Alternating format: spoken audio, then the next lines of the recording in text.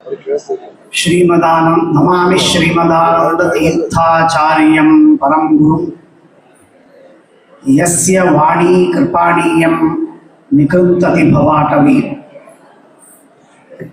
पदवाक्य प्रमाणज्ञान प्रतिवादि पदच्छिदः श्रीमदक्षोभ्यतीर्थाख्यान प्रतिष्ठे गुरुं मम आनन्दतीर्थोपदिष्टो निधिर्नारायणः पयः प्रदर्शितो येन सम्यक् जयतीर्थं तमाश्रये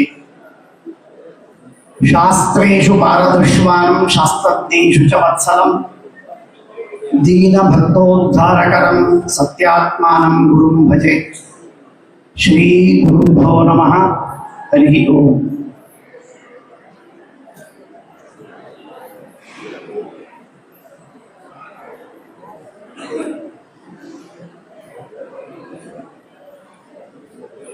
ಟೀಕಾಕೃತ್ಪಾದರ ಪವಿತ್ರ ಆರಾಧನೆಯ ಸಂದರ್ಭದಲ್ಲಿ ಮಹಾಸ್ವಾಮಿಗಳವರ ಸನ್ನಿಧಾನದಲ್ಲಿ ನಾವೆಲ್ಲ ಟೀಕಾಕೃತ್ಪಾದರ ಸೇವೆಯನ್ನ ಮನಸ್ಸಿನಿಂದಲೋ ಮಾತಿನಿಂದಲೋ ದೇಹದಿಂದಲೋ ಧನದಿಂದಲೋ ನಾನಾ ವಿಧವಾದ ರೀತಿಯಲ್ಲಿ ಅವರವರು ತಮಗೆ ಸಾಧ್ಯವಿದ್ದ ಅನುಕೂಲವಾದ ರೀತಿಯಲ್ಲಿ ಸೇವೆಯನ್ನು ನಾವು ನೀವು ಎಲ್ಲರೂ ಮಾಡ್ತಾ ಇದ್ದೇವೆ. ಸ್ವಲ್ಪ ಮಾಡಿರಬಹುದು, ಕೆಲವರು ಜಾಸ್ತಿ ಮಾಡಿರಬಹುದು. ಟೀಕಾಕೃತ್ಪಾದರ ಸೇವೆ ಅತ್ಯಂತ ಅಮೋಘವಾಗಿರುವಂತಹ ಸೇವೆ, ಅದರಲ್ಲಿ ಯಾವ ವಿವಾದ ಬೇಡ. ಬಾರಿ ಬಾರಿ ನಾವು ನೆನೆಸುವಂತಹದ್ದು. ಮುಂಬೈಯಲ್ಲಿದ್ದಾಗೂ ಸರಿಯೇ, ಇಲ್ಲಿ ಬಂದಾಗಲೂ ಸರಿಯೇ. ಇಲ್ಲಿ ಬಂದಾಗ ನಾವು ನೆನೆಸುವಂತಹ ಮಾತೇನು ಅಂತಂದ್ರೆ,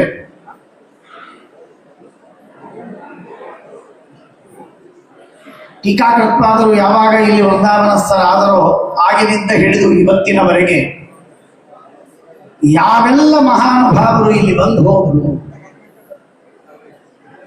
ಯಾವೆಲ್ಲ ಮಹಾನುಭಾವರು ನಮಗೆ ಉಪಕಾರ ಮಾಡಿದ, ಅನಂತ ಉಪಕಾರ ಮಾಡಿ ಬ್ರಹ್ಮಜ್ಞಾನವನ್ನು ನೀಡಿ ಶ್ರೀಮದ್ ಆಚಾರ್ಯರ ಸಿದ್ಧಾಂತವನ್ನು ತಿಳಿದುಕೊಳ್ಳುವುದಕ್ಕೆ, ಅದರಿಂದ ಪರಮಾತ್ಮನ ಸರ್ವೋತ್ತಮತ್ವಾದಿಗಳನ್ನು ತಿಳಿದು ಮೋಕ್ಷ ಸಾಧನವನ್ನು ಮಾಡುವುದಕ್ಕೆ ದಾರಿ ತೋರಿಕೊಟ್ಟ ಮಹಾ ಗುರುಗಳು, ಗುರು ಸಾರ್ವಭೌಮರು ಇಲ್ಲಿ ವೃಂದಾವನದಲ್ಲಿದ್ದಾರೆ ಅಂತ ಹೇಳಿ ನಡೆದು ಬಂದು ಇಲ್ಲಿರುವ ಧೂಳಿಯ ಕಣಗಳನ್ನು ಪವಿತ್ರಗೊಳಿಸಿ ಟೀಕಾಕೃತ್ಪಾದರ ಸನ್ನಿಧಾನದಲ್ಲಿ ಬಂದು ಅವರ ದರ್ಶನವನ್ನು ಮಾಡಿಕೊಂಡು ಉದ್ಧಾರವಾಗಿದ್ದಾರೆ ಅಂತನ್ನುವುದಕ್ಕೆ ಲೆಕ್ಕವಿಲ್ಲ. ಯತಿಗಳ ಸಂಖ್ಯೆ ನೂರಾರು ಸಾವಿರಾರು, ವಿದ್ವಾಂಸರ ಸಂಖ್ಯೆ ಲಕ್ಷಾವಧಿ. ಅಷ್ಟೆಲ್ಲ ಜನರು ಅಂದಿನಿಂದ 650 ವರ್ಷಗಳ ಮೇಲಾಯಿತು. ಅಷ್ಟು ವರ್ಷಗಳಲ್ಲಿ ಆಗಿನ ಕಾಲದಲ್ಲಿ ಎಷ್ಟೆಲ್ಲ ವಿದ್ವಾಂಸರು ಇರಬೇಕು. ಅಂಥ ಎಲ್ಲ ವಿದ್ವಾಂಸರು ಬಂದು ನಮಸ್ಕಾರವನ್ನು ಮಾಡಿ ಆಶೀರ್ವಾದವನ್ನು ಪಡೆದು ಅವರ ಅನುಗ್ರಹವನ್ನು ಪಡೆದು ಮಾರ್ಗದರ್ಶನವನ್ನ ತಾವು ಹೊಂದಿ ಸಾಧನೆಯನ್ನು ಮಾಡಿದ್ದಾರೆ ಅಂತ ನೋಡಿದರೆ ಆಶ್ಚರ್ಯವಾಗಿದೆ. ಊಹೆ ಮಾಡಲಿಕ್ಕೆ ಸಾಧ್ಯವಿಲ್ಲ.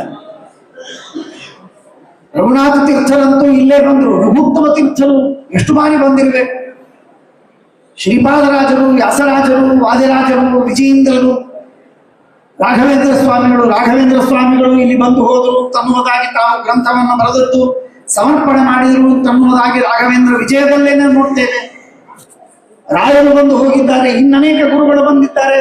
ಯಾದವಾರರು, ವೇದೇಶ ತೀರ್ಥರು, ರಘುತ್ತಮರು, ಹೀಗೆ ದೊಡ್ಡದಾದಂತಹ ಬೆಟಾಲಿಯನ್, ಸಾವಿರಾರು ಜನ ಮಹಾ ವಿದ್ವಾಂಸರು. ಸ್ವಯಂ ಒಬ್ಬೊಬ್ಬರು ಶಾಪಾನುಗ್ರಹ ಸಮರ್ಥರು. ಸತ್ಯಾತ್ಮ ತೀರ್ಥರು ಶಾಪಾನುಗ್ರಹ ಸಮರ್ಥರು, ಸತ್ಯಪ್ರಮೋದರು ಶಾಪಾನುಗ್ರಹ ಸಮರ್ಥರು, ದೀರ್ಘಕಾಲದವರೆಗೆ ಇರುವ ಸತ್ಯ ಧ್ಯಾನ ತೀರ್ಥ ಶ್ರೀಪಾದಂಗಳವರು ಶಾಪಾನುಗ್ರಹ ಸಮರ್ಥರು, ಸತ್ಯ ಜ್ಞಾನ ತೀರ್ಥರು ಶಾಪಾನುಗ್ರಹ. ಅವರ ನಾಮಸ್ಮರಣೆ ಮಾಡಿದ್ದರಿಂದ ನಮ್ಮ ಕಷ್ಟಗಳ ಪರಿಹಾರವಾಗುತ್ತೆ, ಇಷ್ಟಾರ್ಥಗಳ ಪೂರ್ತಿಯಾಗ್ತದೆ. ಅಂತಹ ಎಲ್ಲಾ ಗುರುಗಳಿಗೂ ಕೂಡ ಚಾರ್ಜರ್ ಆಗಿದ್ದಂತಹದ್ದು ಟೀಕಾಕೃತ್ಪಾದರ ಸನ್ನಿಧಾನ. ಅರ್ಥ ಮಾಡಿಕೊಳ್ಬೇಕು. ಅಂದ್ರೆ ಟೀಕಾಕೃತ್ಪಾದರಲ್ಲಿ ಎಂಥ ದೊಡ್ಡದಾದಂತಹ ನಿಧಿ ಇದೆ, ತಪಸ್ಸಿದೆ, ಧರ್ಮ ಇದೆ, ಪುಣ್ಯವಿದೆ, ಜ್ಞಾನವಿದೆ, ಭಕ್ತಿ ಇದೆ, ಸದ್ಗುಣಗಳಿವೆ, ಭಾಗವತ ಧರ್ಮಗಳಿವೆ. ಊಹೆ ಮಾಡಲಿಕ್ಕೆ ಸಾಧ್ಯವಿಲ್ಲ. ಟೀಕಾಕೃತ್ಪಾದರು ಮಹಾಸ್ವಾಮಿಗಳವರು ಟೀಕಾಕೃತ್ಪಾದರ ಸನ್ನಿಧಾನದಲ್ಲಿ ಬಂದಾಗ ಅವರು ಒಂದು ವಿಶಿಷ್ಟವಾದಂತಹ ಮಾನಸಿಕ ಸ್ಥಿತಿಯಲ್ಲಿ ಇರ್ತಾರೆ. ಸತ್ಯಪ್ರಮೋದ ತೀರ್ಥ ಶ್ರೀಪಾದಂಗಳವರನ್ನು ನಾನು ನೋಡಿದ್ದೇನೆ, ಸತ್ಯಾತ್ಮ ತೀರ್ಥ ಶ್ರೀಪಾದಂಗಳವರನ್ನು ನೋಡ್ತಾ ಇದ್ದೇವೆ. ಟೀಕಾಕೃತ್ಪಾದರ ಸನ್ನಿಧಾನದಲ್ಲಿ ಅಲ್ಲಿ ಮೂಲೆಯಲ್ಲಿ ಬಾಗಿಲಲ್ಲಿ ಅಲ್ಲಿ ಬಿದ್ದು ನಮಸ್ಕಾರವನ್ನು ಮಾಡಿ ಮಣ್ಣಿನಲ್ಲಿ ಹೊರಳಾಡಿ ನಮಸ್ಕಾರವನ್ನು ಮಾಡ್ತಾರೆ, ಹೇಳ್ತಾರೆ. ಅರ್ಥ ಮಾಡಿಕೊಳ್ಳಿ, ಮಣ್ಣಿನಲ್ಲಿ, ಆ ಮಣ್ಣಿನಲ್ಲಿ ಓಡಾಡಿದವರು ನಾವು ನೀನು. ಆದರೆ ಅನುಸಂಧಾನ ಏನು? ಇದು ಟೀಕಾಕೃತ್ಪಾದರ ಧೂಳಿ, ಟೀಕಾಕೃತ್ಪಾದರ ಪಾದಧೂಳಿ ಇದೆ, ಅಲ್ಲಿ ನಾನು ಬಿದ್ದಿದ್ದೇನೆ, ಅದರಿಂದ ನನ್ನ ಉದ್ಧಾರ ಅಂತಲ್ಲದೆ ಆ ಮಣ್ಣಿನಲ್ಲಿ ಬಿದ್ದು ನಮಸ್ಕಾರ ಮಾಡುವುದಕ್ಕೆ ಈ ಯತಿಪುಂಗವರಿಗೆ ಏನು ಅವಶ್ಯಕತೆ ಇದೆ? ಹೋಗುವಾಗ ನಮಸ್ಕಾರ ಮಾಡಿ ಹೋಗುವುದು, ಬರುವಾಗ ನಮಸ್ಕಾರ ಮಾಡಿ ಬರುವುದು.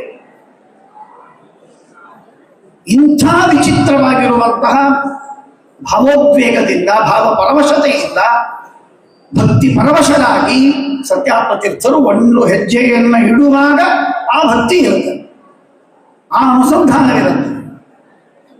ಯಾಕೆ ಅಂದರೆ ಟೀಕಾಕೃತ್ಪಾದರ ಸುಧಾದಿ ಗ್ರಂಥ, ಸುಧಾ ತತ್ವಪ್ರಕಾಶಿಕ, ತತ್ವನಿರ್ಣಯ, ಗೀತಾಭಾಷ್ಯ, ಪ್ರಮೇಯ ಪ್ರಮೇಯ ದೀಪಿಕಾ, ನ್ಯಾಯ ದೀಪಿಕಾ, ಋಗ್ಭಾಷ್ಯ, ಯಾವುದೇ ಗ್ರಂಥವಾಗಲಿ ಒಂದು ಟೀಕಾಕೃತ್ಪಾದರ ವಾಕ್ಯವನ್ನ ಅಲ್ಲಾಡಿಸಿ ಬಿಟ್ಟರೆ ವಾಕ್ಯಾರ್ಥ ಮುಗಿದು ಬೀಳುತ್ತೆ, ಅರ್ಥವಾಗುವುದಿಲ್ಲ, ಸಿದ್ಧಾಂತ ತಿಳಿಯುವುದಿಲ್ಲ, ಪ್ರಶ್ನೆಗಳಿಗೆ ಉತ್ತರ ಹೊಳೆಯುವುದಿಲ್ಲ, ನಾನಾ ವಿಧವಾದ ಸಮಸ್ಯೆಗಳು. ಅಷ್ಟೆಲ್ಲವನ್ನು ಇಷ್ಟು ಅಚ್ಚುಕಟ್ಟಾಗಿ ಬರೆದ ಮಹಾನುಭಾವರು ಟೀಕಾಕೃತ್ಪಾದರು. ಹಾಗಾಗಿ ಆ ಟೀಕಾಕೃತ್ಪಾದರು ಮಹಾಸ್ವಾಮಿಗಳು ಒಂದು ಬಾರಿ ಮೈಸೂರಿನಲ್ಲಿ ಒಂದು ಚಾತುರ್ಮಾಸ್ಯದ ಸಂದರ್ಭದಲ್ಲಿ ಓಪನ್ ಆಗಿ ಚಾಲೆಂಜ್ ಕೊಟ್ಟದ್ದು. ನೆನಪು ಮಾಡ್ತೇನೆ ನಿಮಗೆಲ್ಲ, ಅನೇಕರಿಗೆ ಗೊತ್ತಿರಬಹುದು, ಗೊತ್ತಿಲ್ಲದೆ ಇದ್ದವರಿಗೆ ಹೊಸದಾಗಿ ಹೇಳುವುದು, ಗೊತ್ತಿದ್ದವರಿಗೆ ನೆನಪು ಮಾಡುವುದು. ಟೀಕಾಕೃತ್ಪಾದರ ಗ್ರಂಥದಲ್ಲಿರ್ತಕ್ಕಂತಹ ಒಂದು ವಾಕ್ಯ ತಪ್ಪಿದೆ, ಒಂದೇ ವಾಕ್ಯ, ಇಡೀ ಗ್ರಂಥಗಳಲ್ಲ, ಒಂದು ವಾಕ್ಯ ತಪ್ಪಿದೆ ಅಂತ ಹೇಳಿ ನಾವು ಸರ್ವಸ್ವವನ್ನೂ ಕೊಡುವುದಕ್ಕೆ ಸಿದ್ಧ. ಅವರು ಹೇಳಿದ ಮಾತುಗಳನ್ನು ಆಡುವುದಕ್ಕೆ ಮುಂದೆ ಧೈರ್ಯ ಇಲ್ಲ, ಹಾಗಾಗಿ ನಾನು ಆಡುವುದಿಲ್ಲ. ಅವರು ಹೇಳಿದ್ದು ಬಹಳ ಭೀಕರವಾಗಿ ಹೇಳಿದ್ದಾರೆ. ಹೇಳುವ ತಾತ್ಪರ್ಯ, ಆ ರೀತಿಯಾಗಿ ಟೀಕಾಕೃತ್ಪಾದರ ವಾಕ್ಯಗಳನ್ನ, ಮಾತುಗಳನ್ನ ಸಮರ್ಥನೆ ಮಾಡುವುದಕ್ಕೆ ಇವತ್ತು ಸತ್ಯಾತ್ಮ ತೀರ್ಥರಲ್ಲ, ನಿನ್ನೆ ಸತ್ಯ ಪ್ರಮೋದರಲ್ಲ, ಮೊನ್ನೆ ಸತ್ಯ ಧ್ಯಾನನಲ್ಲ, ಯುಗಾಂತರಗಳಿಂದ, ಶತಮಾನಗಳಿಂದ ವ್ಯಾಸತೀರ್ಥರು, ವ್ಯಾಸರಾಜರನ್ನು ಹಿಡಿದುಕೊಂಡು ಎಲ್ಲ ಗುರುಪರಂಪರೆಯವರು ಒಂದು ಶ್ರೀಮನ್ಯಾಯ ಸುಧಾ ಗ್ರಂಥಕ್ಕೆ 24-25 ಗ್ರಂಥಗಳ ಟಿಪ್ಪಣಿಗಳು ಬರಬೇಕಾಗಿದ್ದರೆ ಅದು ಎಂಥ ಗ್ರಂಥವಿರಬೇಕು ನೋಡಿ. ಆ ಒಂದು ಸುಧಾ ಗ್ರಂಥವನ್ನ ಅವಲಂಬಿಸಿ ವ್ಯಾಸರಾಜರು 3 ಗ್ರಂಥಗಳನ್ನು ರಚನೆ ಮಾಡ್ತಾರೆ. ಚಂದ್ರಿಕಾ, ನ್ಯಾಯಾಮೃತ, ತರ್ಕತಾಂಡವ. ಏನು ಅಗಾಧವಾದ ಕೊಡುಗೆ, ಎಷ್ಟು ಅಗಾಧವಾದ ಯುಕ್ತಿಗಳು. ಇಂಥ ಎಲ್ಲ ತತ್ವಜ್ಞಾನದ ಕೇಂದ್ರ ಬಿಂದು ಗಂಗೋತ್ರಿ ಅಂತಂದ್ರೆ ಟೀಕಾಕೃತ್ಪಾದ, ಜ್ಞಾನದ ಗಂಗೋತ್ರಿ ಅಂದರೆ ಟೀಕಾಕೃತ್ಪಾದ. ಇಂಥ ಮಹಾನುಭಾವರು ಇಲ್ಲಿ ನಾವು ಬಂದಿದ್ದೇವೆ. ಹಾಗಾಗಿ ಇದು ಕೇವಲ ವ್ರತದ ಕಟ್ಟು ಮಾಡ, ನೀವೆಲ್ಲ ಆ ಭಕ್ತಿಯಿಂದಲೇ ಬಂದಿರ್ತೀರಿ. ಯಾಕೆ ಬಂದಿರ್ತೀರಿ? ತಿನ್ನೋದಕ್ಕೆ ಬಂದಿದ್ದೀರಿ. ನನ್ನ ಮನೆಯಲ್ಲಿ ಇಲ್ವಾ ಅಡಿಗೆ, ಊಟ? ಇಲ್ಲಿ ಯಾಕೆ ಬಂದಿದ್ದೀರಿ? ಒಬ್ಬೊಬ್ಬರು ಸಣ್ಣ ಮಕ್ಕಳನ್ನು ಬಿಟ್ಟು, 13-14 ವರ್ಷದ ಮಕ್ಕಳನ್ನು ಬಿಟ್ಟು ಮೇಲಿನವರೆಲ್ಲರೂ ಕೂಡ ಮಹಾಗುರುಗಳು ಅವರ ಸನ್ನಿಧಾನಕ್ಕೆ ಹೋಗಬೇಕು. ಹೋದರೆ ನಮಗೂ ಉದ್ಧಾರವಾಗತ್ತೆ. ಇರ್ಬೋದು, ಕಷ್ಟಗಳು ಕಳೆದುಕೊಳ್ಳುವುದಕ್ಕಾಗಿ ಬಂದಿರಬಹುದು ಅನೇಕ ಜನ, ಇಷ್ಟಾರ್ಥವನ್ನು ಪಡೆಯುವುದಕ್ಕೆ ಬಂದಿರಬಹುದು ಅನೇಕ ಜನ, ಉದ್ಧಾರವಾಗಲಿ ಅಂತನ್ನುವುದಕ್ಕಾಗಿ ಅನೇಕ ಜನ ಬಂದಿರಬಹುದು. ಆದರೆ ಈ ಎಲ್ಲದಕ್ಕೂ ಶಕ್ತಿ ಪ್ರಚೋದನೆಯನ್ನ ಮಾಡತಕ್ಕಂತಹ ಮಹಾಸತ್ವಶಾಲಿಯಾಗಿರುವ ದೊಡ್ಡದಾದಂತಹ ಪುಣ್ಯದ ಮೇರು ಪರ್ವತ ಅಂದ್ರೆ ಟೀಕಾಕೃತ್ಪಾದರು ಎನ್ನುವ ಭರವಸೆಯಿಂದ ಅವರ ಪಾದಗಳಿಗೆ, ಅವರ ಅಡಿಗಳಿಗೆ ಬಂದು ನಿಂತು ನಮಸ್ಕಾರ ಮಾಡಿ ಒಂದು ಬಾರಿ ಅವರ ದರ್ಶನವಾದರೆ ಸಾಕು ಅಂತನ್ನುವುದಾಗಿ ನಾನು ಬೇಡಿಕೊಳ್ತೇನೆ.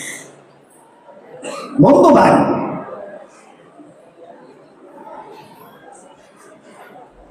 ಈ ಮಾಧ್ಯಮದಿಂದ ತಮ್ಮೆಲ್ಲರಿಗೆ ಇನ್ನೊಮ್ಮೆ ಪ್ರಾರ್ಥನೆ ಮಾಡ್ತೇನೆ. ನಮ್ಮ ಸಮಾಜದ ಸಕಲ ಸಜ್ಜನರಿಗೂ ಕೂಡ ನಾನು ಮತ್ತೊಮ್ಮೆ ಪ್ರಾರ್ಥನೆ ಮಾಡ್ತೇನೆ. ಪ್ರತಿಯೊಬ್ಬರೂ ಆಪ್ತರು, ವಿಷ್ಣು ಭಕ್ತರಾದವರು, ಸಾತ್ವಿಕರಾದವರು, ಸಜ್ಜನರಾದವರು, ಉದ್ಧಾರಾಕಾಂಕ್ಷಿಗಳು ಟೀಕಾಕೃತ್ಪಾದರ ಸನ್ನಿಧಾನಕ್ಕೆ ಪ್ರತಿ ವರ್ಷವೂ ಬರಲೇಬೇಕು.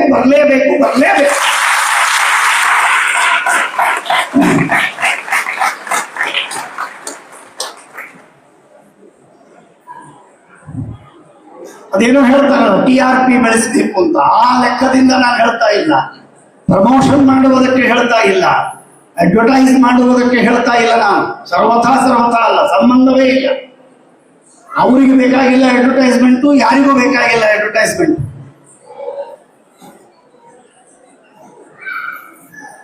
ಈ ಮಾತನ್ನ ನಾವು ವ್ಯಾಪಕವಾದ ಅರ್ಥದಿಂದ ನಾವು ತಿಳಿದುಕೊಳ್ಬೇಕಾಗಿದ್ದುಂಟು.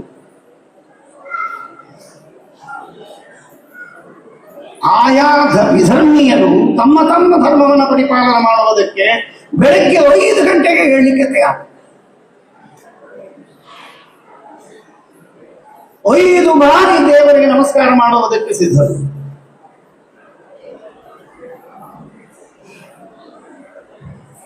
ಎಷ್ಟು ಜನ ನಾವು ಸೇರಿದ್ದೇವೆ, ಎಷ್ಟು ಜನ ದೇವಸ್ಥಾನಕ್ಕೆ ಹೋಗ್ತೀವಿ,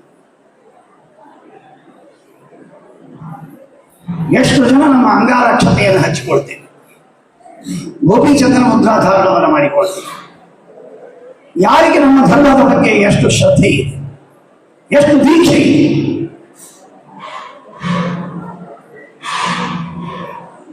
ನಮ್ಮನ್ನು ನಾವು ಪ್ರಶ್ನೆ ಮಾಡಿಕೊಳ್ಳುವ ಅಗತ್ಯವಿಲ್ಲ. ಮುಂಬೈಯಲ್ಲಿ, ಮುಲುಂಡ್ನಲ್ಲಿ ವಿಶೇಷವಾಗಿ ಜೈನರ ಸಂಖ್ಯೆ ಹೆಚ್ಚಿದೆ.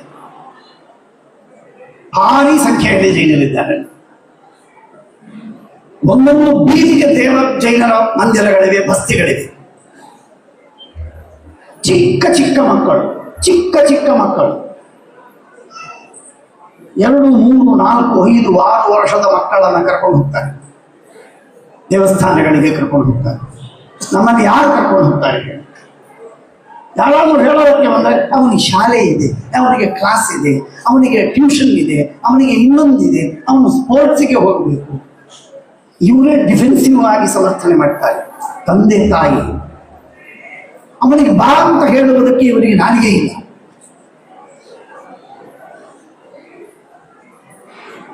ನಾನು ಇದನ್ನೇ ಹೇಳುವುದಕ್ಕೆ ಪ್ರವಚನ ಶುರು ಮಾಡಿದ್ದೀನಿ.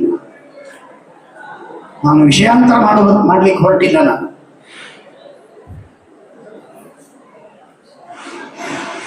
ದೇವಸ್ಥಾನಗಳಿಗೆ ಹೋಗುವಂತ ಕನಿಷ್ಠ ಪಕ್ಷಕ್ಕೆ ವಾರಕ್ಕೆ 1 ದಿನವಾದರೂ ದೇವಸ್ಥಾನಕ್ಕೆ ಹೋಗಲೇಬೇಕು. ದೂರವಿದ್ರೆ 1 ದಿನವಾದರೂ ಹೋಗಲೇಬೇಕು ಅಂತನ್ನುವಂತಹ ಹಠ ತೊಟ್ಟು ನಾನು ಕಾರ್ಯವನ್ನು ಮಾಡಬೇಕು. ಮಕ್ಕಳಿಗೆ ಸಂಸ್ಕಾರ ಯಾವಾಗ ಬರೋದು? ಒಂದು ಕಾರ್ಯದಲ್ಲಿ ಭಾಗವಹಿಸುವುದಿಲ್ಲ, ಪ್ರವಚನವನ್ನು ಕೇಳುವುದಿಲ್ಲ, ಅವನಿಗೆ ಏನು ಒಂದು ಪರಿಚಯವಿಲ್ಲ. ಹಾಗಾಗಬಾರ್ದಲ್ಲ.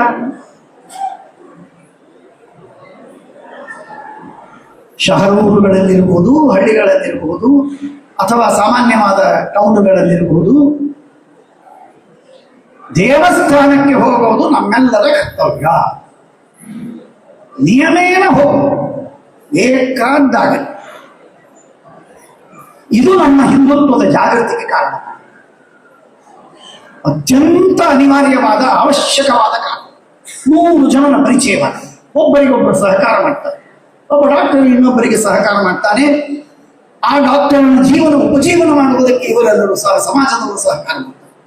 ಒಬ್ಬ ವಕೀಲ ಇದ್ದಾನೆ, ಇನ್ನೊಬ್ಬ ಇಂಡಸ್ಟ್ರಿಯಲಿಸ್ಟ್ ಇದ್ದಾನೆ, ಇನ್ನೊಬ್ಬ ಎಂಟರ್ಪ್ರನರ್ ಇದ್ದಾನೆ, ಮತ್ತೊಬ್ಬ ಪ್ರೊಫೆಸರ್, ಮತ್ತೊಬ್ಬ ಟ್ಯೂಟರ್. ಪರಸ್ಪರವಾಗಿರ್ತಕ್ಕಂತಹ ಸಮಾಜದಲ್ಲಿ ಒಂದು ವಿಧವಾದಂತಹ ಸಾಂಗತ್ಯ ಬರುತ್ತೆ, ಒಬ್ಬರಿಗೊಬ್ಬರು ಪರಿಚಯವಾಗತ್ತೆ. ಧರ್ಮನಿಷ್ಠೆ, ಹಿಂದುತ್ವ, ಅದರ ಜಾಗೃತಿ, ಭಗವಂತನಲ್ಲಿ ಭಕ್ತಿ, ಇದೆಲ್ಲದರ ಜೊತೆಗೆ ಕಷ್ಟಗಳ ಪರಿಹಾರವಾಗಿ ಇಷ್ಟಾರ್ಥಗಳ ಸಿದ್ಧವಾಗುವುದರ ಜೊತೆಗೆ ಲೌಕಿಕವಾದ ಪ್ರಯೋಜನಗಳು ಬೇಕಾದಷ್ಟಾಗತ್ತೆ. ಎಲ್ಲರೂ ಒಗ್ಗೂಡುವುದಕ್ಕೆ ಸಾಧ್ಯವಿದೆ. ವೋಟ್ ಬ್ಯಾಂಕ್ ತಯಾರಾಗತ್ತೆ. ಏನೆಲ್ಲ ಲಾಭ ಇಲ್ಲ.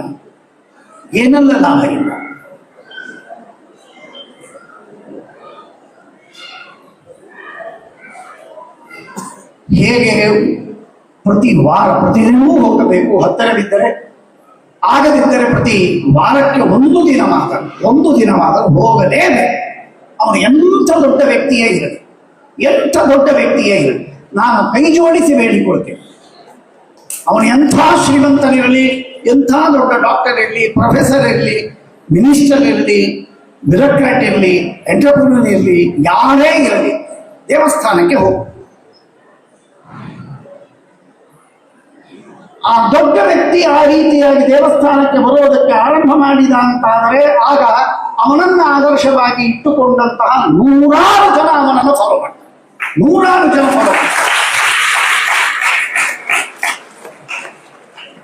ದೊಡ್ಡ ಕ್ರಾಂತಿ ಆಗತ್ತದು. ಹಿಂದುತ್ವದ ಕ್ರಾಂತಿ, ಧರ್ಮದ ಕ್ರಾಂತಿ, ಅಧ್ಯಾತ್ಮದ ಕ್ರಾಂತಿ, ವಿಷ್ಣು ಭಕ್ತಿಯ ಕ್ರಾಂತಿ, ಮಾಧ್ವತ್ವದ ಕ್ರಾಂತಿ ಹೆಮ್ಮೆಯಿಂದ ಹೇಳಿಕೊಳ್ಳುವುದು ಸಾಧ್ಯವಾಗತ್ತೆ. ಪರಸ್ಪರವಾಗಿರುವಂತಹ ಭೇಟಿಗಳಾಗೋದರಿಂದ ನಮಗೆ ನಮ್ಮ ಸತ್ವ ಎಷ್ಟಿದೆ ಅಂತ ಗೊತ್ತಾಗತ್ತೆ. ಒಂದು ಕಡೆಗೆ ಸೇರದೆ ಇದ್ರೆ ಸತ್ವ ಹೇಗೆ ಗೊತ್ತಾಗುತ್ತೆ? ಆರ್ಥಿಕವಾದದ್ದಾಗಲಿ, ಸಾಮಾಜಿಕವಾದದ್ದಾಗಲಿ, ಶೈಕ್ಷಣಿಕವಾದದ್ದಾಗಲಿ ನಾನಾ ವಿಧವಾದಂತಹ ಸಹಕಾರಗಳನ್ನು ಪರಸ್ಪರವಾಗಿ ಮಾಡಿ ಒಂದು ಕಡೆಗೆ ಸೇರಿ ಅತ್ಯದ್ಭುತವಾದ ಕಾರ್ಯವನ್ನು ಮಾಡುವುದು ಸಾಧ್ಯವಾಗಿದೆ.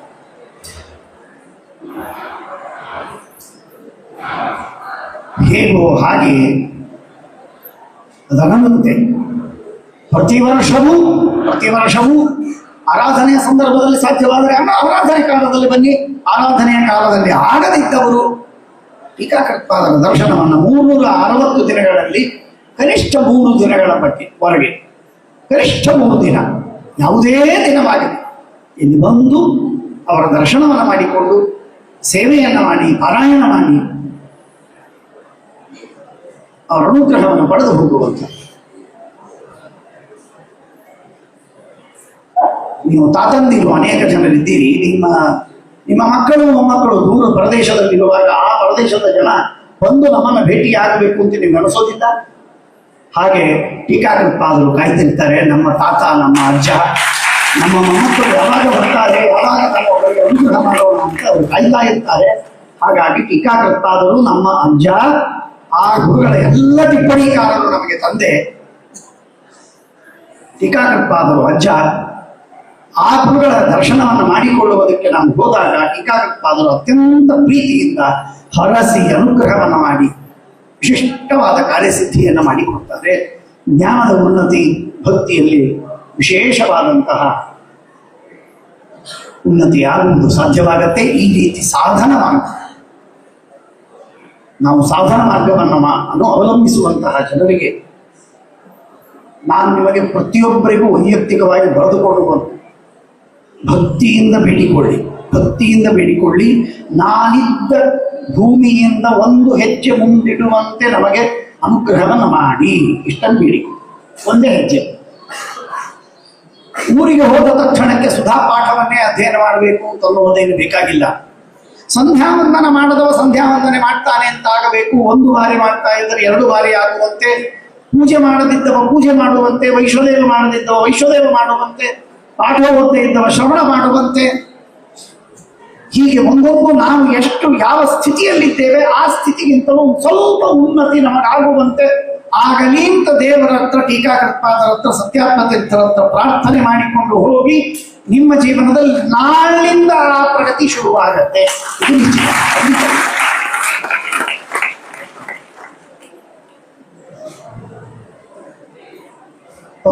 ಪರಿಪೂರ್ಣವಾದ ಭರವಸೆ, ಪೂರ್ಣವಾದ ವಿಶ್ವಾಸ, ನಂಬಿಕೆ. ಆ ಗುರುಗಳಿಗೆ ನಾನು ಶರಣಾಗತನಾಗಿದ್ದೇನೆ ಸ್ವಾಮಿ, ನಾನು ನಿಮಗೆ ನೀವು ನನ್ನನ್ನು ಉದ್ಧಾರ ಮಾಡಿ ಮಾತ್ರವಲ್ಲ, ಉದ್ಧಾರ ಮಾಡೇ ಮಾಡ್ತೀರಿ. ರಕ್ಷತಿ ಇತ್ಯೇವ ವಿಶ್ವಾಸ ಎನ್ನುವ ಭರವಸೆಯನ್ನ ಇಟ್ಟುಕೊಂಡು ನಾವು ಮನೆಗೆ ತೆರಳಿದ್ದಾದರೆ ನಮ್ಮಲ್ಲಿ ನಿಶ್ಚಿತವಾಗಿ ಪರಿವರ್ತನೆ ಆಗುವುದು ಆರಂಭವಾಗುತ್ತೆ. ಇದು ಒಂದು ನನ್ನ ಅಜೆಂಡಾ. ಇನ್ನೊಂದು ಅಜೆಂಡಾ ಹೇಳಿ ನಾನು ಮುಗಿಸ್ತೇನೆ.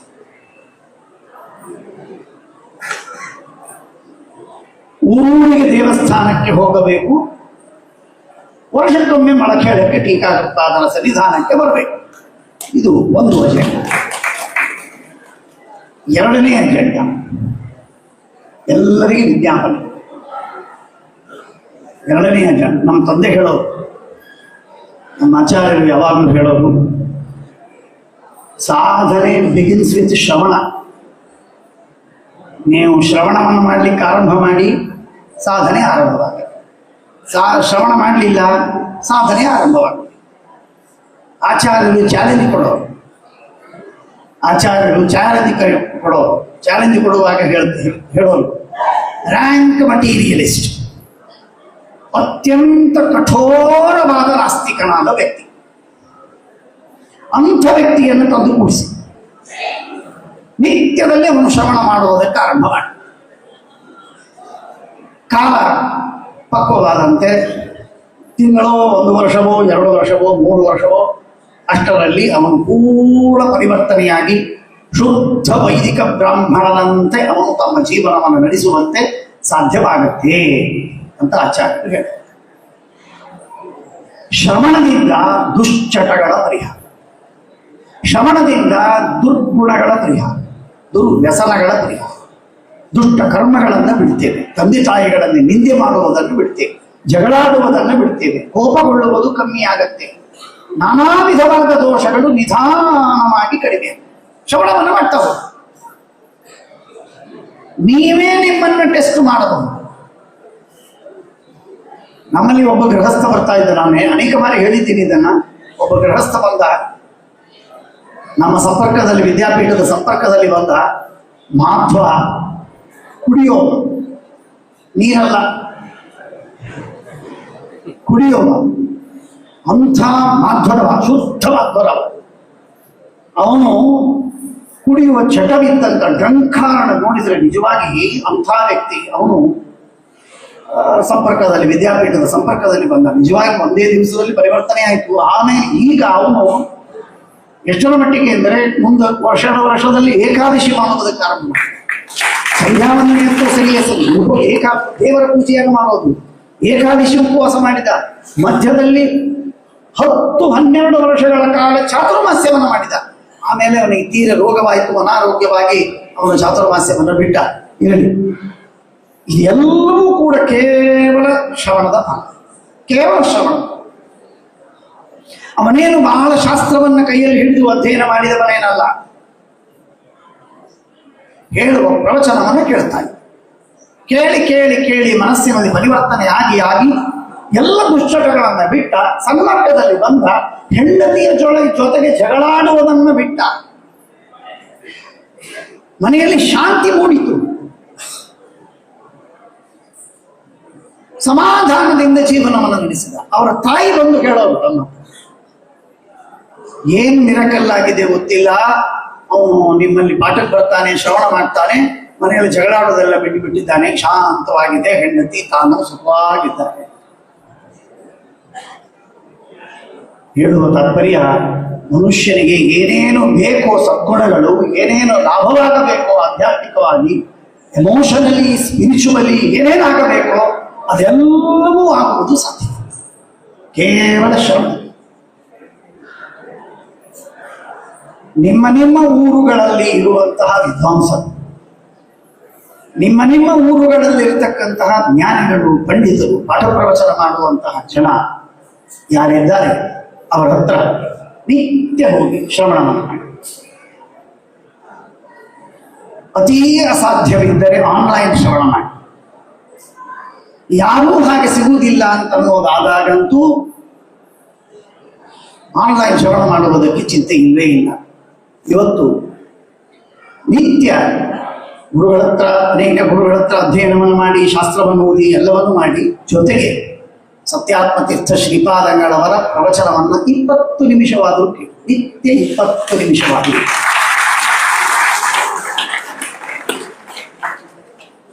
ಇದು ನಮ್ಮ ಮನಸ್ಸಿನಲ್ಲಿ ಪರಿವರ್ತನೆಯನ್ನು ಮಾಡುವುದಕ್ಕೆ ಆರಂಭ. ಮಹಾಸ್ವಾಮಿಗಳವರ ಉಪನ್ಯಾಸ, ಅವರು ಸ್ತೋತ್ರ ಮಾಡಬೇಡ ಅಂತಂತಾರೆ, ಆದ್ದರಿಂದ ಅವರನ್ನ ಸ್ತೋತ್ರ ಮಾಡೋದಿಲ್ಲ. ಆದರೆ ಅವರ ವಾಣಿಯ ಸ್ತೋತ್ರವನ್ನು, ಅವರ ಉಪದೇಶದ ಸ್ತೋತ್ರವನ್ನು ಮಾಡಬೇಕು. ನಾವು ಟೀಕಾಕೃತ್ಪಾದರ ಧಾಟಿಶ್ರೀ ಅಂತ ಸ್ತೋತ್ರ ಮಾಡಿದಾರಲ್ಲ, ಜಯತೀರ್ಥಕರ್ತವು ಅಂತ ಸ್ತೋತ್ರ ಮಾಡಿದಾರಲ್ಲ, ಹಾಗೆ ಅವರ ವಾಣಿಯ ಪ್ರಭಾವ ಏನು ಅಂತಂದರೆ, ವಾಣಿ ಪ್ರಭಾವ ಏನು ಅಂತಂದರೆ ಬೇರೆ ಬೇರೆ ಜಾತಿಯ ಜನ, ಬೇರೆ ಬೇರೆ ಧರ್ಮದ ಜನ, ಬೇರೆ ಬೇರೆ ಸಮಾಜದ ಜನ, ಸಂಬಂಧವೇ ಇಲ್ಲ. ನಮ್ಮ ಮಾಧ್ವರಿಗೆ, ವೈಷ್ಣವರಿಗೆ, ಬ್ರಾಹ್ಮಣರಿಗೆ ಸಂಬಂಧವೇ, ಹಿಂದೂಗಳೂ ಅಲ್ಲದಂತಹ ಅನೇಕ ಜನ, ಅಂಥ ಎಲ್ಲ ಜನರು ಕೂಡ ಕೇವಲ ಸ್ವಾಮಿಗಳ ಪ್ರವಚನವನ್ನ ಅನೇಕ ದೂರದಿಂದ ಕೇಳುತ್ತಾರೆ. ಬಿಜಾಪುರ ಇತ್ಯಾದಿ ಬೆಂಗಳೂರುಗಳಲ್ಲಿ ಇತ್ಯಾದಿಗಳಲ್ಲಿ ಪ್ರವಚನ ಮಾತ್ರ ದೂರ ಕೂತು ಕೇಳುವುದು. ದೂರ ಕೂತು ಕೇಳುವುದು ಆದ ಮೇಲೆ ಯೂಟ್ಯೂಬಿನಲ್ಲಿ ಇವತ್ತಿನ ದಿವಸ ಅಂಥ ಪ್ರವಚನವನ್ನು ಕೇಳುವವರು ಸಾವಿರಾರು ಜನ. ಪ್ರವಚನ ಕೇಳುವುದು ಮಾತ್ರವಲ್ಲ, ಸನ್ಮಾರ್ಗದಲ್ಲಿ ಬಂದಿದ್ದಾರೆ. ಅವರವರ ಲೆಕ್ಕದಲ್ಲಿ ಸನ್ಮಾರ್ಗ. ಅದು ಶೆರೆ ಕುಡಿಯುವುದನ್ನು ಬಿಟ್ಟದ್ದು, ಸಿಗರೆಟ್ ಸೇದೋದನ್ನು ಬಿಟ್ಟರು, ಹೆಂಡತಿಗೆ ಹೊಡೆಯುವುದನ್ನು ಬಿಟ್ಟರು, ಏನೋ ಬಿಟ್ಟರು ಅಂತೂ ಕೆಟ್ಟದ್ದನ್ನು ಬಿಟ್ಟು ಸನ್ಮಾರ್ಗದಲ್ಲಿ ಬಂದಂತಹ ನೂರಾರು ಜನ ಇದ್ದಾರೆ, ಸಾವಿರಾರು ಜನ. ನಾನೊಂದು ಬಾರಿ ಬೆಂಗಳೂರಲ್ಲಿ ಚಾತುರ್ಮಾಸ್ಯ ಆಯಿತು. ಬೆಂಗಳೂರಲ್ಲಿ ಚಾತುರ್ಮಾಸ್ಯ ಆದಾಗ ನಾನು ರಿಕ್ಷಾ ಹೇಳ್ಕೊಂಡು ಬರ್ತಾ ಇದ್ದೆ. ರಿಕ್ಷಾ ಹೇಳ್ಕೊಂಡು ಬರ್ತಾ ಇರುವಾಗ ರಿಕ್ಷಾದಲ್ಲಿ ಅವನು ಹಚ್ಚಿದ ಪ್ರವಚನ ಸ್ವಾಮಿಗಳ ಪ್ರವಚನ. ಆ ಪ್ರವಚನವನ್ನು ಕೇಳ್ತಾ ಬಂದೆ. ನಾನು ಕೇಳ್ತಾ ಬಳುತ್ತಾದ ಮೇಲೆ ಪ್ರವಚನ ಕೇಳಿ ಆದ್ಮೇಲೆ ನನಗೆ ಕುತೂಹಲ. ಅವನಿಗೆ ಯಾರಪ್ಪ ನೀನು, ಏನೋ ಗೌಡ ಏನೋ ಹೇಳಿದವನು. ನನಗೆ ನೆನಪಿಲ್ಲ, ಚಾತುರ್ಮಾಸ್ಯ ಆಗಿಯೂ ಎಷ್ಟೋ ವರ್ಷಗಳಾಯ್ತು, ನೆನಪಿಲ್ಲ. ಅವನು ಅದೇನು ನ್ಯಾಷನಲ್ ಗ್ರೌಂಡಿನವರೆಗೆ ಬಂತು. ಆಗ ಶುರುವಾಗಿದ್ದು ಸಾಯಂಕಾಲದ ಪ್ರವಚನ ಕಾರ್ಯಕ್ರಮ. ಹಾಗಾಗಿ ಅಲ್ಲಿ ತನಕ ತಂದ ಬಿಟ್ಟ. ನಾನು ಯಾರೋ ಶಿಷ್ಯರಿದ್ರು, ಅವರೆಲ್ಲ ತಗೊಂಡು ಹೋದ್ರು. ನಾನು ಒಳಗೆ ಹೋಗುವಾಗ ಅವನಿಗೆ ಕೇಳಿದೆ, ಯಾರ್ದಿದು ಪ್ರವಚನ? ಅದೇ ರೀ ನೀವೇನು ಹೋಗ್ತೀರಲ್ಲ, ಅಲ್ಲೇ ನಾನು ಕರ್ಕೊಂಡು ಹೋಗ್ತೀನಿ, ಅವರದೇ ಪ್ರವಚನ, ನಾನು ದಿವಸ ಕೇಳ್ತಿದ್ದೆ ನಾನು ಅಂತ ಹೇಳಿದ. ಹೀಗೆ ಪ್ರವಚನವನ್ನು ಕೇಳುವಂತಹ ಒಂದು ಚಟ ನಮಗೆ ಬೀಳಬೇಕು. ಚಟ ಅಂದರೆ ಸುಮ್ಮನೆ ಚಟವಾಗಿ ಅಲ್ಲ, ಅದು ನಮಗೆ ವಿಶೇಷ ಫಲಕಾರಿಯಾಗ್ತದೆ. ಧರ್ಮದ ಬಗ್ಗೆ ಇವತ್ತು ನಮಗೆ ಧರ್ಮದ ಬಗ್ಗೆ ನಿಷ್ಠೆ ಇಲ್ಲದೆ ಇದ್ದರೂ ಕೂಡ ಇನ್ನೊಂದು ತಿಂಗಳಿಗೆ ನಮಗೆ ಧರ್ಮದ ನಿಷ್ಠೆ ಬರ್ತದೆ. ಗುರುಗಳ ಉಪದೇಶ, ಪಂಡಿತರ ಪಾಠ, ಪ್ರವಚನ, ಮಹಾಸ್ವಾಮಿಗಳವರ ಆದೇಶ, ಇವುಗಳನ್ನು ನಿತ್ಯದಲ್ಲಿ ನಮ್ಮ ಕಿವಿಯಲ್ಲಿ ಡಿನಿಂಗ್ ಇಂಟು ದ ಇಯರ್ಸ್ ಅಂತಂತಾರಲ್ಲ, ಆ ರೀತಿಯಾಗಿ ಡಿನಿಂಗ್ ಇಂಟು ದ ಇಯರ್ಸ್ ಅಂತನ್ನೋದಾದರೆ ನಿಶ್ಚಿತವಾಗಿ ಖಂಡಿತವಾಗಿ ಮನುಷ್ಯನ ಮನಸ್ಸು ಪರಿವರ್ತನೆ ಆಗ್ತದೆ. ಯಾವುದೋ ಒಬ್ಬ ಕವಿಗೆ, ದೊಡ್ಡ ಕವಿಗೆ ಗುರುಗಳು ಹೇಳಿದ್ರಂತೆ, ನಿನಗೂ ಬುದ್ಧಿ ಬರ್ತದೆ, ಬರೋದಿಲ್ಲ ಅಂತಿಲ್ಲ. ಬಾವಿ ಕಟ್ಟೆ ಮೇಲೆ ಕಲ್ಲುಗಳನ್ನು ಹಾಕಿರ್ತಾರೆ. ಆ ಕಲ್ಲುಗಳ ಮೇಲೆ ತಂಬಿಗೆಯನ್ನ ಇಟ್ಟು, ಕೊಡ ಇಟ್ಟು ಇಟ್ಟು ಇಟ್ಟು ಇಟ್ಟು ಕಲ್ಲಿಗೆ ತೆಗ್ಗು ಬಿದ್ದಿರುತ್ತೆ. ಕಲ್ಲು ಒಟ್ಟು ಪರಿವರ್ತನೆ ಆಗುವುದು ಸಾಧ್ಯವಾದರೆ ನಿನಗ್ಯಾಕೆ ಪರಿವರ್ತನೆ ಆಗೋದಿಲ್ಲೋ ಅಂತ ಹೇಳಿದರೆ, ಹಗ್ಗ ಎಳೆದು ಕಟ್ಟಿಗೆಗೆ ಕೋರೆ ಬಿದ್ದಿರ್ತದೆ.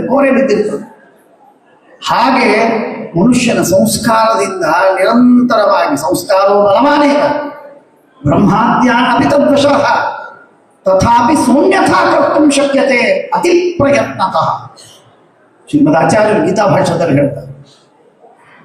ಹೇಳುವ ತಾತ್ಪರ್ಯ, ಆ ರೀತಿಯಾಗಿ ಮಹಾಪ್ರಯತ್ನವನ್ನು ಮಾಡಿ ನಿರಂತರವಾಗಿ ಶ್ರವಣವನ್ನು ಮಾಡುವುದರಿಂದ ವಿಶಿಷ್ಟವಾದಂತಹ ಸಂಸ್ಕಾರ ಬಂದು ನಮ್ಮಲ್ಲಿ ಪರಿವರ್ತನೆಯಾಗ್ತದೆ. ನಾವು ಉತ್ತಮ ವಿಷ್ಣು ಭಕ್ತರಾಗ್ತೇವೆ, ಧರ್ಮನಿಷ್ಠರಾಗ್ತೇವೆ, ಯೋಗ್ಯತೆಗೆ ಅನುಗುಣವಾಗಿ ಜ್ಞಾನವಂತರಾಗ್ತೇವೆ, ಸನ್ಮಾರ್ಗದಲ್ಲಿ ಬರ್ತೇವೆ, ಸದ್ಗುಣಿಗಳಾಗ್ತೇವೆ. ಇಂತಹ ಉತ್ತಮವಾದಂತಹ ಮಾರ್ಗದರ್ಶನ ಸಿಕ್ಕು ಉದ್ಧಾರವಾಗುವಂತಹ ಸಾಧ್ಯತೆ ನಮಗೆ ಉಂಟು. ಆದ್ದರಿಂದಾಗಿ ಶ್ರವಣ ಇದು ಎರಡನೆಯ ಕಾರ್ಯ. ಹಾಗಾಗಿ ಈ ಎರಡು ಕಾರ್ಯಗಳನ್ನು ಮಧ್ವಾಚಾರ್ಯರು ಎರಡು ಬಟ್ಟು ಮಾಡಿ ತೋರಿಸಿದ್ದಾರೆ. ಒಂದು ಬಟ್ಟು ದೇವಸ್ಥಾನಗಳಿಗೆ ಹೋಗುವುದು, ಇನ್ನೊಂದು ಬಟ್ಟು ಶಾಸ್ತ್ರವನ್ನು ಶ್ರವಣ ಮಾಡುವುದು. ಈ ಎರಡು ಕಾರ್ಯಗಳನ್ನು ಮಾಡಿ ನಿಮ್ಮೆಲ್ಲ ಇಷ್ಟಾರ್ಥಗಳು ಸಿದ್ಧವಾಗತ್ತೆ.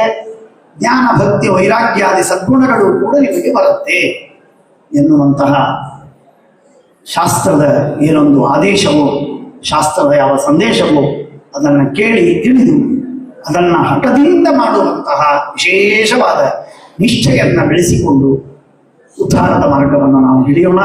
ಟೀಕಾಕೃತ್ಪಾದರ ಎರಡು ರೂಪಗಳು. ಒಂದು ರೂಪ ವೃಂದಾವನದಲ್ಲಿ ಇನ್ನೊಂದು ರೂಪ ಪ್ರತ್ಯಕ್ಷವಾಗಿ ಸತ್ಯಾತ್ಮಕರಲ್ಲಿ ಆ ಎರಡೂ ಮಾಧ್ಯಮದಿಂದ ನಾವು ಆಶೀರ್ವಾದವನ್ನು ಅನುಗ್ರಹವನ್ನು ವಿಶೇಷವಾಗಿ ಅನುಗ್ರಹವನ್ನು ಪಡೆದು ಅವರ ವಿಶೇಷ ಅನುಗ್ರಹದ ಫಲವಾಗಿ ನಮ್ಮ ಜೀವನದ ಉದ್ಧಾರ ಭಕ್ತಿ ಜ್ಞಾನ ಸಂಗುಣ ಧರ್ಮನಿಷ್ಠೆ ವೈರಾಗ್ಯ ಎಂಬ ಪಂಚಾಂಗಗಳನ್ನು ನಾವು ಸಾಧನದ ಪಂಚಾಂಗಗಳನ್ನು ನಾವು ಪಡೆದು ಉದ್ಧಾರವಾಗಬೇಕು ಅಂತ ಆಗುವಂತೆ ಗುರುಗಳು ನಮ್ಮನ್ನು ಅನುಗ್ರಹಿಸಲಿ ಅಂತ ಅವರ ಮುಖಾಂತರ ಸಮಸ್ತ ಗುರುಗಳ ಟೀಕಾಕೃತ್ಪಾದರ ಶ್ರೀಮದಾಚಾರ್ಯರ ಹಾಗೂ ತದಂತರ್ಯಾಮಿ ಮೂಲರಾಮ ದಿಗ್ವಿಜಯರಾಮ ವೇದವ್ಯಾಸಾದಿ ಅನಂತ ರೂಪಾದಿಂದ ಬಿಂಬರೂಪನಿಗೆ ಅನಂತ ಅನಂತ ಅನಂತ ನಮಸ್ಕಾರ ಪುರಸ್ಸರವಾಗಿ ಪ್ರಾರ್ಥನೆಯನ್ನು ಮಾಡ್ತೀನಿ. ಶ್ರೀಕೃಷ್ಣ ಅರ್ಪಣಮಸ್ತು.